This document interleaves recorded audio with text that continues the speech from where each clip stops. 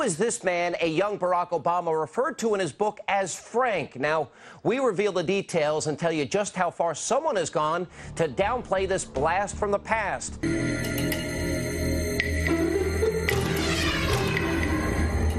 And welcome back to this special edition of Hannity's America, Obama and Friends, History of Radicalism, Volume 2.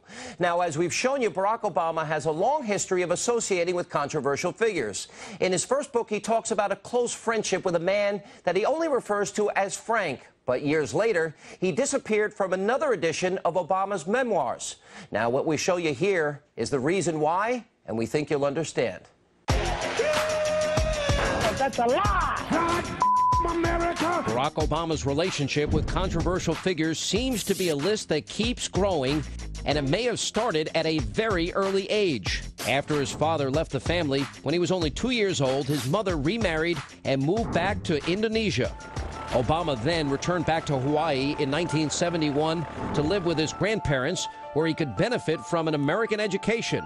He would live there for the next 8 years. During this time, when a young Barack Obama would have looked to his father for guidance and advice, there was nobody to turn to, and some say he found what he'd been looking for in a friend of his grandfather's. Obama refers to this person in his book, Dreams from My Father, as a poet named Frank. Obama writes, quote, he lived in a dilapidated house in a rundown section of Waikiki. Frank was an intriguing figure, quote, with his books and whiskey breath and the hint of hard-earned knowledge behind the hooded eyes. So who is this man named Frank? David Ferdozo, the author of The Case Against Barack Obama, says it's none other than Frank Marshall Davis. Frank Marshall Davis was a famous poet and a member of the Communist Party USA. Davis was a very provocative figure. His poetry advocated for black soldiers to take up arms against the United States. He wrote, "Hey, Uncle Sam, you sure you want to give me a gun?" He was a very radical political communist. A 1951 report of the Commission of Subversive Activities publicly identified Frank Marshall Davis as a member of the old Moscow-controlled Communist Party USA. Now, Davis was a known communist sympathizer, beholden to the same elements that sought the overthrow of our government and the end to American power. And this was the man that Obama looked to for guidance? Davis became something of a father figure at a time when Obama was wondering and struggling with all these racial issues, someone who could guide him to help him understand race. Of course, Davis's view of race, though, was very radical. One of the most defining moments of Obama's early years was an event involving his grandmother. Obama's grandmother had had an incident in which a black panhandler had approached her, I guess, a bit aggressively, and she really flipped over it. She kind of freaked out.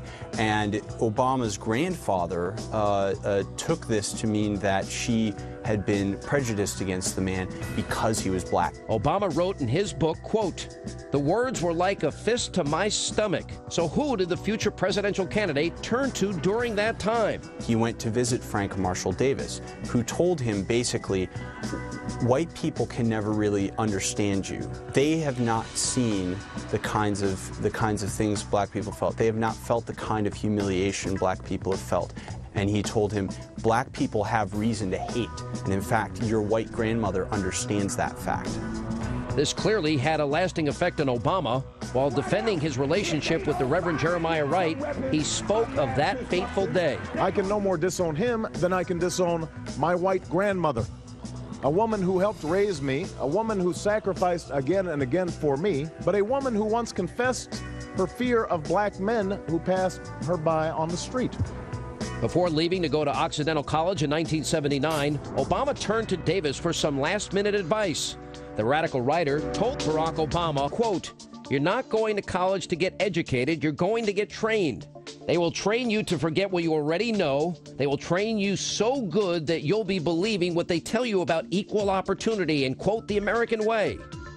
So does Obama's relationship with Frank Marshall Davis sound familiar? Well, it should. Who cares about what a poor black man has to face every day in a country and a culture controlled by rich white people? Was Obama looking for another mentor, another radical father figure to continue where Frank Marshall Davis left off? Frank Marshall Davis and Reverend Jeremiah Wright approach racial issues the same way.